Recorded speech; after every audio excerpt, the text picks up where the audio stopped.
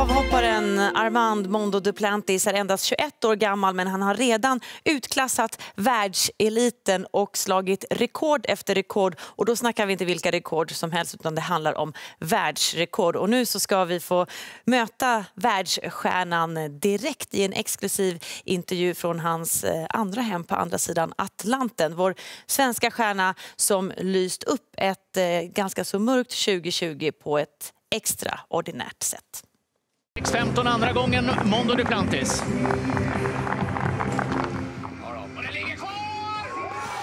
Alltså det är så gåshud på det här. Ja, vilket helt otroligt år han har haft dessutom. Och nu ringer han upp här också. Hej! Hur är läget? Det går bra. Hur är det med dig? Det är bra. I'm sitting at home in my living room and I just watched your jumps. I mean, it really is goosebumps. I mean, let's take the last one there, 6:15, a world record, a jump that hasn't been, you know, everybody has tried it for like the last 24 years, and you managed to like pull it off. I mean, when you look back at it, what do you think about that performance today? It's kind of strange because, you know, I know that I'm getting into territory and I'm jumping heights that nobody's done now, but it's for me now, it's like, it's what I like expect myself to do in a way, because I know that I'm capable of it. You know, when I'm jumping good and I feel good on the runway, then, you know, everything kind of just goes blank in my mind. I just go out there and do it. Can you take us back to like the feeling? I mean, usually I would say my best jumps feel pretty effortless. Which is I guess it could sound a little strange in a way, but when I just have the rhythm of my run and I just kind of have the timing with the pole and everything's just kind of down, I just feel like I kind of have this button where I can just kind of turn myself on autopilot and my body just goes ahead and does everything for me almost. So effortless is kind of a keyword to express the feeling, more or less. Yeah. I mean, it's hard to get to the point of effortless, but when I'm there, then I mean, when I'm jumping good and I'm on and I feel good on my run and my approach, then, you know, the jump, it just kind of happens for itself.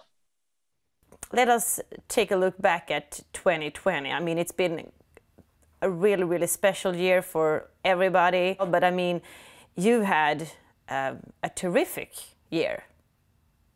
Yeah, I mean, I was able to break the world record twice, you know, right before the pandemic kind of started to settle in to the world. And so, you know, I was really fortunate for the timing of that, at least. But, you know, it was tough to not be able to compete for that period of time. And then, I was able to have somewhat of an outdoor season, you know, whether it was some restrictions to it and no spectators and whatnot. I was still able to compete and had some good performances. So, you know, it was a really weird year for sure, but it could have been worse for me. Anders Philblad Armand Duplantis.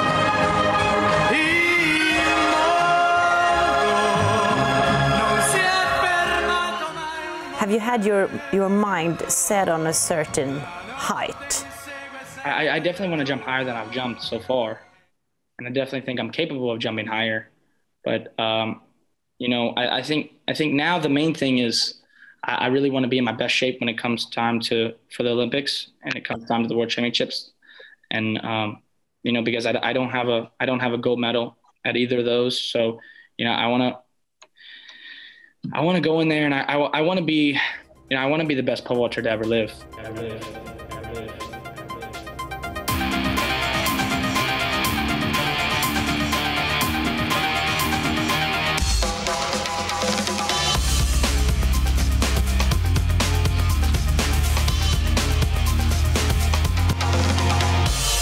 We have seen some videos of you jumping, setting records as a 7-year-old, as an 8-year-old, as a 9-year-old. You have always set like world record from that early age. How has that been? It was really cool to be able to look at each year who's jumped the highest at whatever age I was, whether that was 7, 8, or 9. And I always wanted to be the highest jumper at that age because, you know, the way my brain kind of thought about it at the time was, you know, if no 7-year-old has ever been better than me, then why can't, when I'm 21, 20 years old, then why can't I just be the best jumper ever?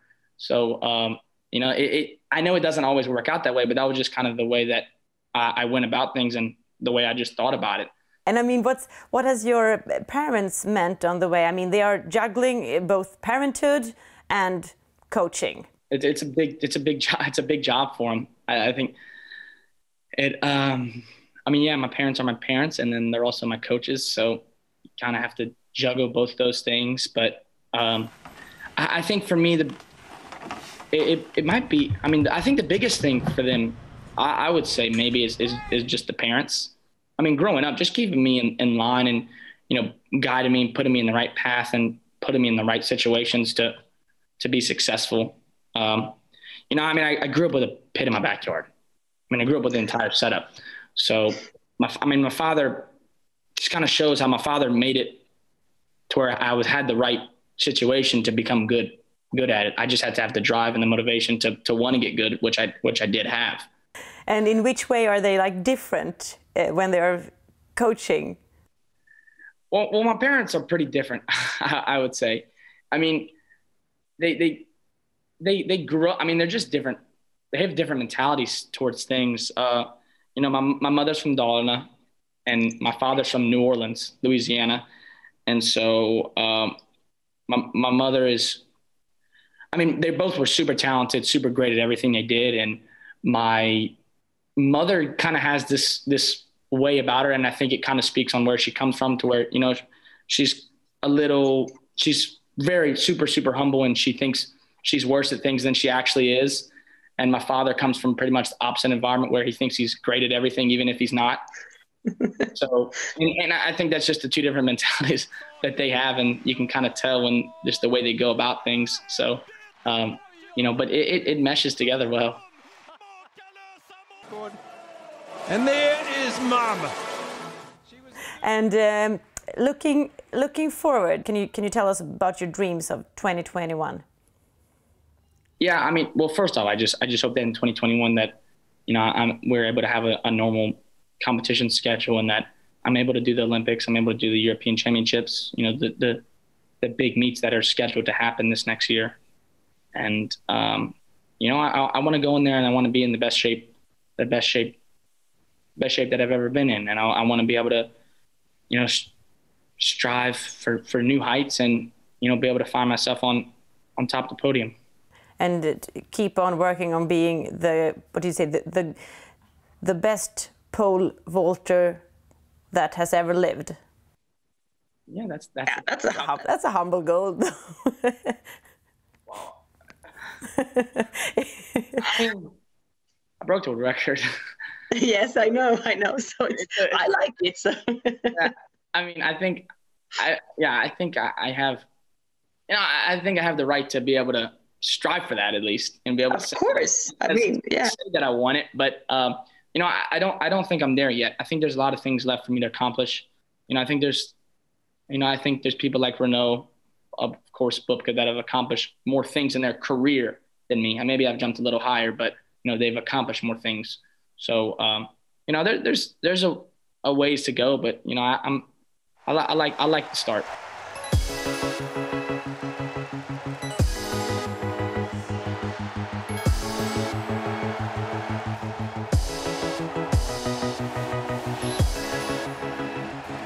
What's your relationship to Sweden now? How has it developed during the last couple of years?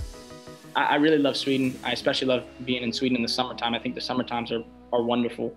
When it's the winter, I'm usually here in Louisiana because that's good. That's good for you. Yeah, it's a little easier for the training since it's not as cold here.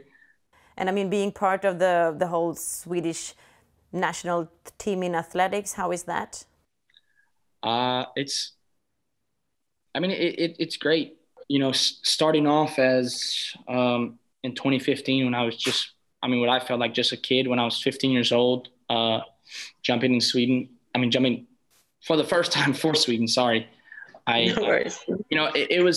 It was a little scary. It was pretty scary. I felt like I wasn't really going to be accepted too well by the Swedish people. I didn't think people were going to think I was Swedish enough to compete for Sweden. And now we get to the point to where I am today, and the support that I get and love I get from all the Swedish people, it's crazy. It's overwhelming, really. Do you feel more Swedish now? Yeah, I would. It's safe to say that. Yeah. Hur är svenskan? Det är okej.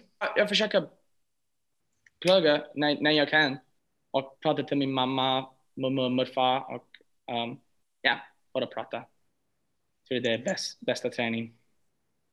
Absolut, det är det. Är du snart redo för en världsrekordintervju på svenska? Vi får se. Kanske det. Snart. Jag tror det är snart. I try. I think it's better than I get pretty nervous when I'm on the camera and I'm talking to people, especially people that I don't like really talk to. Like when I'm talking to my mom or my I speak probably better. But I get, when the pressure's on me, I get a little bit nervous. And I feel so comfortable speaking English, of course, that I can just talk over. But I can't speak. Swedish is okay. I should probably trust it more. I'm gonna start doing some interviews in Swedish, actually. Yeah. Oh, that's good. Is that a promise for 2021 or? Yeah. It is. Yeah. Okay. Yeah. Men då säger vi så, Armand Duplantis, att vi kör lite mer svenska 2021 och ett OS-guld på det, eller? Ja, det låter bra med mig. Ja, är det en deal? Ja, deal. Och 16, 6 och 17 utomhus? Vi får se. Vi får se.